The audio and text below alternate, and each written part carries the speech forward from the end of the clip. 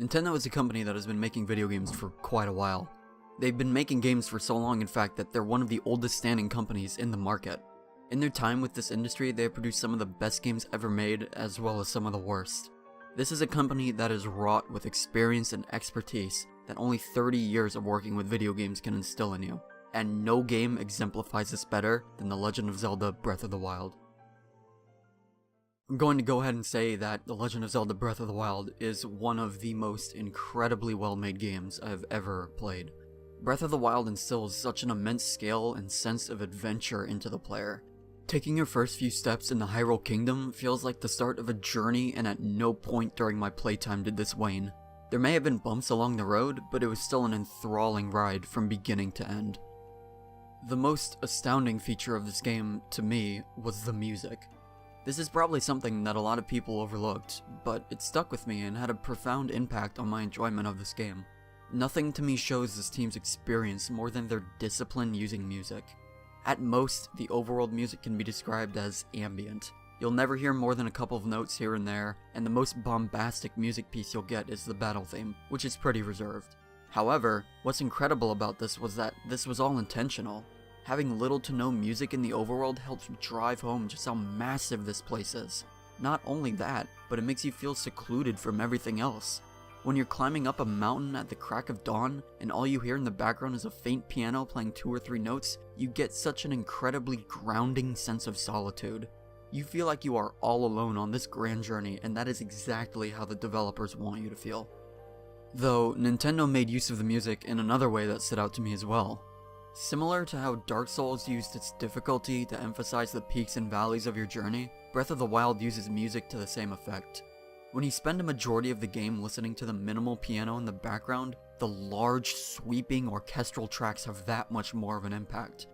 Numerous moments in this game were punctuated with breathtakingly beautiful tracks, and they help drive home the grand and epic scale of the tasks you are undertaking. The music in this game helped you to feel like an honest-to-goodness hero, and it was exceptional to behold. Of course, I should also talk about the open world too. This was another thing that showed off Nintendo's experience. Breath of the Wild's open world is one of its strongest aspects, and amazingly enough, it isn't that much different from most other open worlds. The key difference between Breath of the Wild and, let's say, Far Cry is that Breath of the Wild puts you in the world and lets you loose with hardly any idea of where to go or what to do. Once you take your first few steps in Hyrule Kingdom, the only objective you have is to go to Kakariko Village. That's it. Your map is almost entirely barren, and all you have to go off of is a vague direction to follow. Compare this to Far Cry, where as soon as you're free to roam the world, you got 600 check marks on your map to tell you what to do and where to go. Breath of the Wild has an open world with plenty of stuff to do in it, but it doesn't show you any of it. You're left to wander the world until you've found what you're looking for, and this one little difference helped make the game feel almost limitless. Nintendo also did a fantastic job of incentivizing this open world. The world of Breath of the Wild is jam-packed with tons of little moments and interesting side quests that make exploration feel worth something. All throughout my playthrough, I was eager to wander around the world in hopes of finding another neat little character, or a unique item, or some odd scenario. It's really impressive to me how Nintendo was able to incentivize this world. All of the one-off moments this game is full of helped reward exploration, and kept me interested in seeing what this world could offer. Another thing that blew me away with this game was the restraint that Nintendo showed with their reusing of assets from the Legend of Zelda universe. Breath of the Wild is very much a Zelda game, but it's a tasteful Zelda game. Elements from every other Zelda game are here, but they aren't shoved in your face, and there isn't a huge deal made out of them.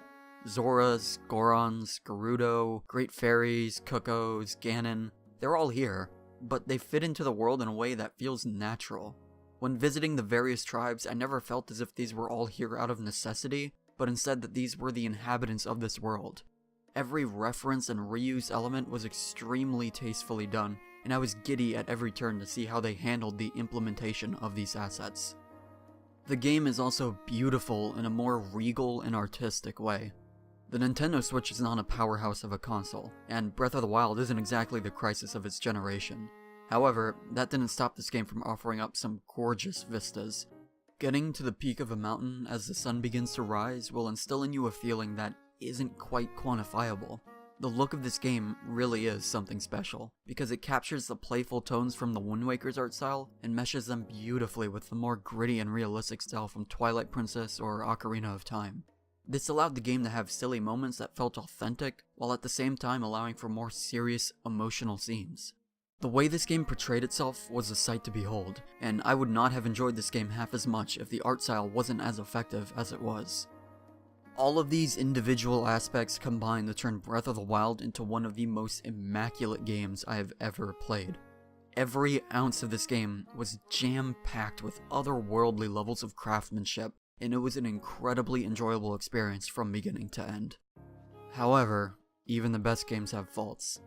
One of my biggest issues with Breath of the Wild was, quite simply, anything to do with the inventory. It takes a lot for a bad UI to hamper an experience, but Breath of the Wild reaches those levels handily. Every time I went into my inventory to do anything, I just felt my enjoyment being sucked away from me.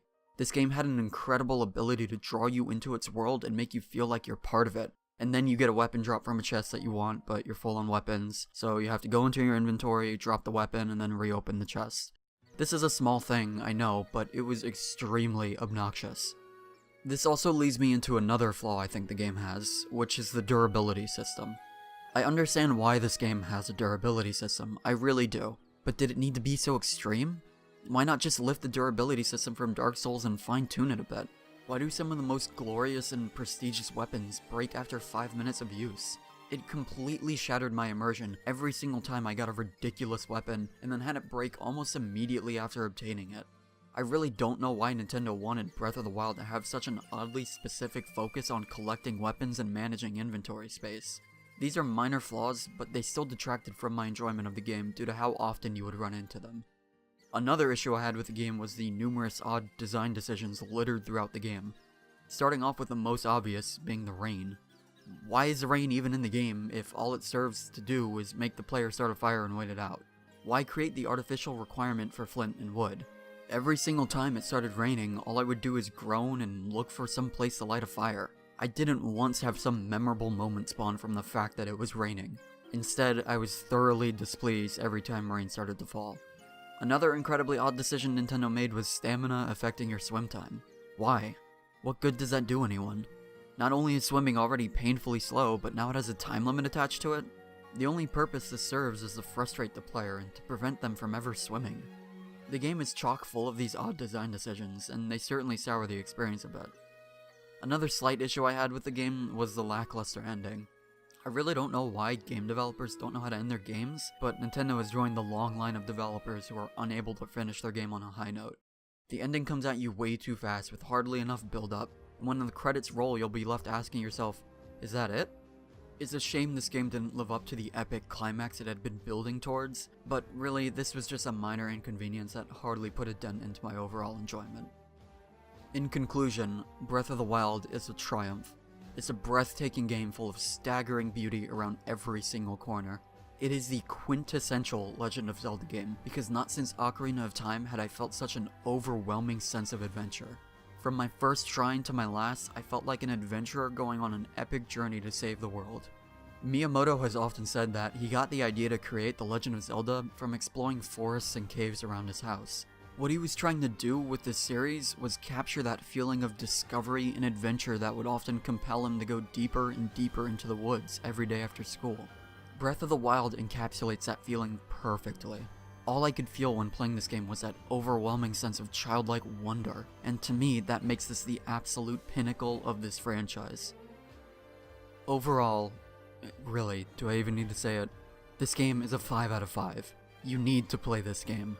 The level of quality this game presents is astounding. Stop whatever you're doing right now and find out how you can most easily play this game for yourself, because it really is something special.